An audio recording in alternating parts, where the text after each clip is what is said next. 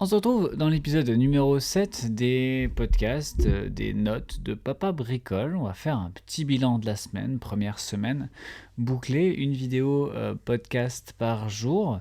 Je n'ai pas encore développé le flux RSS, tout ça, mais on va rester sur le principe de toute façon des 15 minutes. Alexa,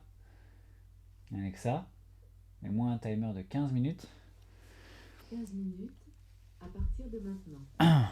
Et donc, on va discuter de ce qui s'est passé cette semaine, essentiellement dans l'avenir de cette proposition. Je ferai le tour de vos commentaires, par exemple. Il y a donc MNT Aventure et Nico, qui sont des anciens, des anciens qui sont là. Il y a Volt Rider qui a réagi à la vidéo sur l'entraînement marathon, mais j'ai déjà fait une vidéo complète en réaction à son commentaire. Je voulais remercier Nico pour le message qu'il m'a laissé. Il y a quelques petites notes qui sont intéressantes. On avait donc déjà parlé sur la chaîne, avant que je supprime tout et que j'en vienne à ces podcasts, de la fonction double job dans le futur, que tout le monde, selon moi, serait susceptible à un moment donné d'avoir besoin d'avoir un double job. Et que ça serait logique à terme, si les réseaux sociaux continuent de se développer tels qu'ils le font aujourd'hui et que l'internet prend la place qu'elle prend, qu'on se retrouve tous un petit peu à travailler chez nous, sur nos téléphones, sur nos ordinateurs, à essayer de gagner un peu d'argent, ne serait-ce que pour compenser l'inflation et les problèmes de gestion de nos pensions et tous ces trucs-là. Je pense sincèrement qu'on n'est pas encore au bout de nos peines, mais bon, là on va d'abord gérer la crise du carburant qui arrive. Mais bon, soit, un jour à la fois, comme on dit. Cette semaine, il s'est passé pas mal de choses, donc merci Nico pour ton message. Je pense qu'il faut les deux, projet plaisir pour pas s'éteindre et projet sérieux pour construire. Alors ça marche pour nous qui sommes créateurs de contenu, qui aimons faire de la photo, de la vidéo, tous ces trucs-là. Faut pas oublier qu'il y a des gens qui en ont strictement rien à cirer de faire des photos et des vidéos, qui sont là juste pour consulter, qui ont aucune intention de produire du contenu sur les réseaux ou sur internet, mais des jobs sur internet que tu vas pouvoir faire de chez toi après être rentré de ta journée de boulot, il va en avoir de plus en plus. Il faudra juste choisir les bons. Je vous déconseille le MLM, tout ça. On pourrait parler MLM vite fait 2 secondes, mais sincèrement, il y a des youtubeurs tels que Micode qui ont fait des vidéos complètes pour expliquer ce que c'était le MLM, pour définir l'intérêt de travailler pour un MLM. Je vous cale ça ici tout de suite.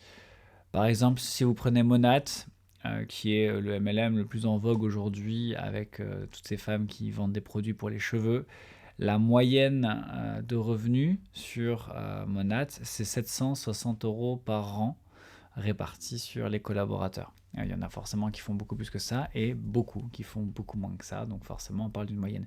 C'est une moyenne similaire à tout ce qui est Mime et OnlyFans. Ce sont des endroits où vous allez investir énormément d'argent, de temps et d'énergie, mais avec un retour très pauvre. Alors on pourrait parler Mime, OnlyFans 2 secondes.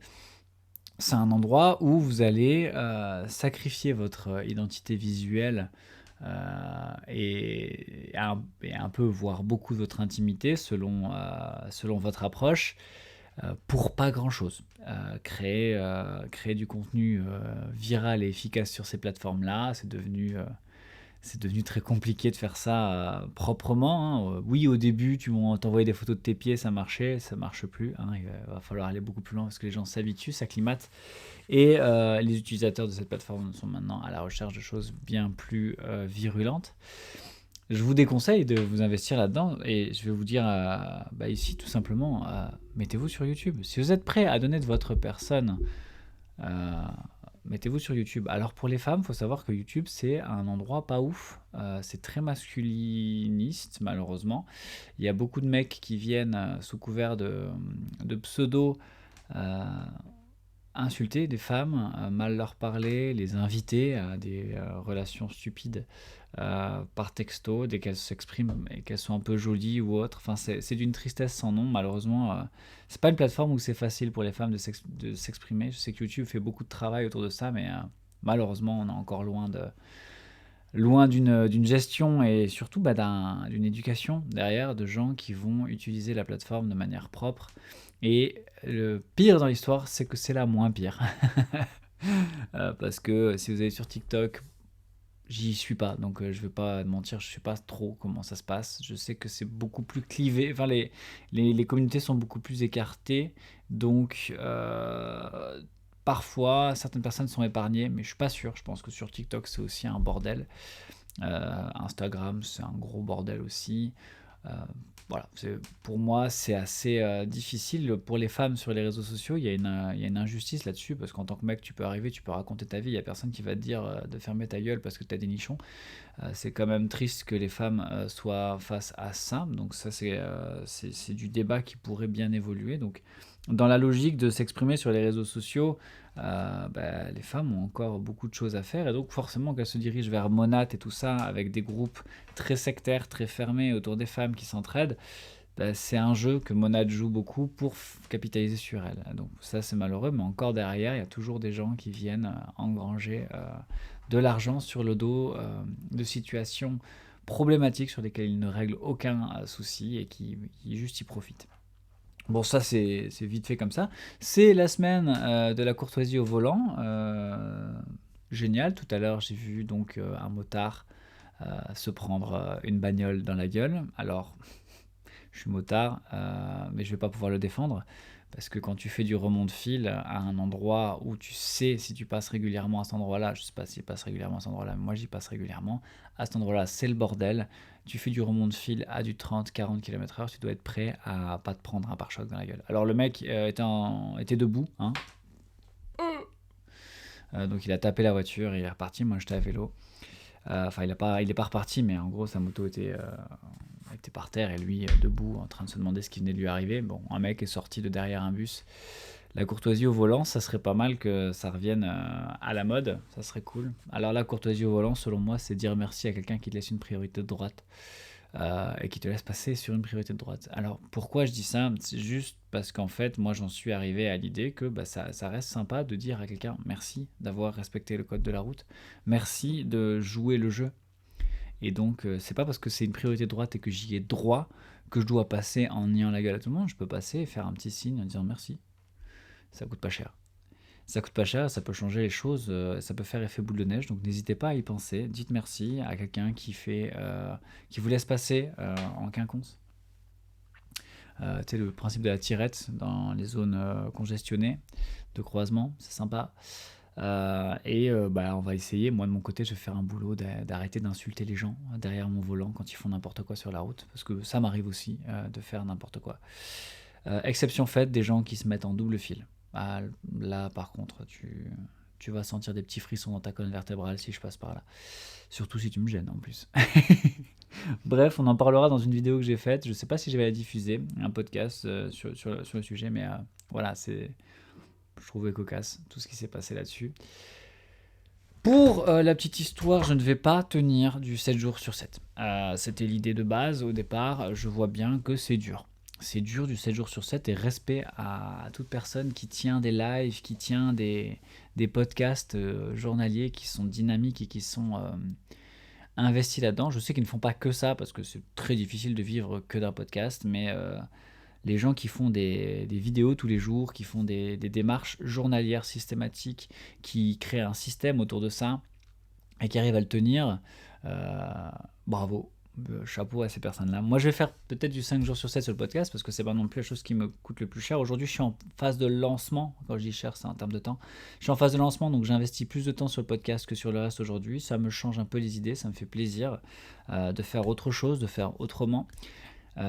Mais derrière, va falloir que je limite un petit peu et je pense que on va faire du lundi au vendredi et qu'on va laisser le week-end tranquille parce que de toute façon le week-end j'ai pas le temps de créer du contenu de manière générale. Là ici donc j'ai fait plusieurs vidéos, beaucoup de vidéos à la suite pour lancer la roue, mais on va passer en 5 jours semaine. Comme ça j'aurai le temps aussi de faire des petits shorts, des petits clips pour choper les séquences intéressantes et pour rediriger les gens et peut-être donner envie aux gens d'écouter le podcast. Derrière j'attends toujours vos retours en commentaire, vous êtes toujours les bienvenus parce que voilà, moi ça m'aide justement à dynamiser le podcast et éventuellement avoir des idées supplémentaires. Je vous parlais de Dizzy-Drose la dernière fois, j'en ai un petit peu là en ce moment, on verra ce que ça donne, mais voilà, c'est ça fait partie du lot. Non, je suis plus dans les mêmes problèmes. J'arrive aussi bientôt sur mon marathon. Ce week-end, je fais un test semi. On en reparlera peut-être justement du programme marathon, de tout ce qui se dit autour de ça. Il- Le sport, c'est compliqué à discuter parce que les paradigmes changent systématiquement. Dès que quelqu'un s'est habitué à faire quelque chose parce que quelqu'un a dit que ça c'était bien, quelqu'un vient dire qu'en fait c'est pas si bien que ça et on change tout. Et les gars, ils jouent au tennis en fait, avec la logique. Et en fait, faut arrêter de se caler sur tout ce qu'on nous dit. Faut ressentir les choses. Même la course à pied, faire tout à la montre. Voilà, moi je fais à la montre pour avoir le tracking derrière, mais j'essaie de plus en plus de faire des sorties qu'on dit RPE, donc au ressenti personnel évalué. Donc on évalue soi-même ce qu'on a ressenti d'une échelle de 1 à 10 et on estime que voilà, cette séance a été dure, cette séance n'a pas été dure, je suis sorti, je me suis senti bien, j'ai eu mal, et on fait un petit background check de soi sans tout ce qui est programme. Les programmes c'est bien pour faire une prépa sur un objectif, mais les programmes c'est 3 mois grand maximum, par exemple pour le marathon, c'est pas toute l'année, et le reste de l'année il faut savoir se laisser tranquille, il faut savoir se faire plaisir, faire des sorties, proposer des petites courses organisées, peut-être même se mettre une target compétition sans préparation, juste pour le principe. Mais arrêtez de se mettre la rate au courbouillon, on n'est pas des champions, on ne sera pas, pour la plupart d'entre nous, sur le podium, hein. Il n'y a que 3 places sur chaque podium, donc bon, après il y a les catégories, hein, certes, mais avant de toucher une catégorie, va falloir se lever tôt et s'entraîner. Donc voilà, à un certain moment, pardon, c'est fin de journée, fin de semaine. euh, à un moment donné, il va falloir accepter que voilà, on fait comme on peut, on fait au mieux, et tant qu'on se sent bien, c'est le principal. Euh, Au-delà de ça, il y a pas d'autre raison de faire du sport que pour se sentir bien, en dehors de si vous êtes athlète avec des objectifs olympiques. Là, je vous parle pas à vous, enfin, je parle aux gens normaux qui veulent juste se sentir bien dans leur corps, et je vous dirais, par contre, le sport, moi, ça a changé ma vie. Prendre le sport au sérieux et centraliser sa position dans ma vie, ça m'a rendu beaucoup plus calme, beaucoup plus serein, beaucoup moins TDAH, comme j'ai pu en parler cette semaine aussi. Ça me permet vraiment de me cadrer. Quand j'ai couru, quand je suis fatigué, je suis beaucoup plus serein, beaucoup moins volatile dans mes intentions et dans mes actions. Et ça m'aide beaucoup à me canaliser. Je pense que toute personne qui prend en charge de dire voilà, le sport c'est important, et qui trouve des solutions pour trouver du temps pour en faire, c'est quelque chose qui va lui faire du bien de malade. Et je sais que beaucoup de gens vont vous dire oui mais j'ai pas le temps, oui mais j'ai des priorités. C'est à moitié vrai. En fait le problème c'est que si vous décidez que vous êtes fatigué et qu'au lieu d'aller faire du sport, vous allez vous mettre au repos dans un fauteuil à regarder la télévision, c'est un choix et je ne le critique absolument pas. Maintenant, il y a des conséquences à ce choix-là, c'est-à-dire que à la place, on peut s'organiser pour trouver une heure et faire du sport. C'est vrai que faire du sport tout seul chez soi, fin de journée, on a géré les gosses, c'est pas ouf. Donc il faut forcer le truc et le placer à l'extérieur et s'imposer d'y aller. Par exemple, moi, demain matin, à 5h30, je dois me lever pour aller au CrossFit parce que c'est le seul créneau horaire qui fonctionne bien pour moi. Donc, je dois aller me coucher et je dois m'organiser autour de ce créneau horaire. C'est pas très agréable et pratique pour le travail parce que ça me casse ma soirée alors que normalement je suis efficace le soir, et le lendemain matin ça me lève tôt, ça c'est plus un problème. Par contre quand je reviens je suis généralement cassé, donc j'ai besoin de rattraper un peu de sommeil à midi, donc je perds 1 heure sur ma journée de toute façon, donc c'est encore du boulot en moins, mais par contre derrière je me sens beaucoup mieux. Et je suis plus performant sur les quelques heures où je suis carré sur le travail. Donc voilà, faut changer une habitude à un moment donné, mais il y a moyen de le faire. Il faut demander aux gens autour de respecter ça et de s'organiser autour de votre besoin aussi à vous, de faire un peu de sport, et commencer par 1 heure par-ci, 1 heure par-là, et puis après, mais l'imposer, dire je ne dérogerai pas à la règle. C'est ce que j'ai fait avec la course à pied, et c'était très contraignant, ça a créé de la tension, certes, mais à un moment donné, ça m'a permis à moi de me retrouver, et derrière de retrouver les gens euh, autrement aussi, et que ces gens comprennent que voilà, je suis mieux comme ça, je suis plus agréable à vivre comme ça. Donc de toute façon, en dehors de ce créneau-là, ce sera pas intéressant. Donc autant me laisser faire Et surtout si derrière, bah, c'est encore mieux qu'avant. Parce que s'il y a une plus-value en plus derrière, bah là c'est génial. Alors je sais pas s'il y a une plus-value, j'ai pas envie mais je pense que si. Je pense que ma position aujourd'hui est plus agréable, plus sereine, même par rapport aux enfants. J'ai plus de patience, je suis plus calme, je suis moins souvent malade, dit-il en toussant. Donc voilà, il y a quelque chose à faire là-dessus. Donc on parlera de sport sur la chaîne, sur le podcast de temps en temps.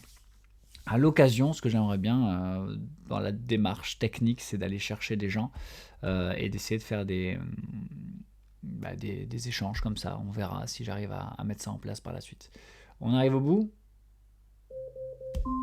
Avec ça, stop. Donc c'était une petite vidéo débrief pour vous annoncer que voilà, il y aura un peu. Normalement, on va essayer de garder lundi au vendredi 5 vidéos, 5 podcasts, 5 sujets.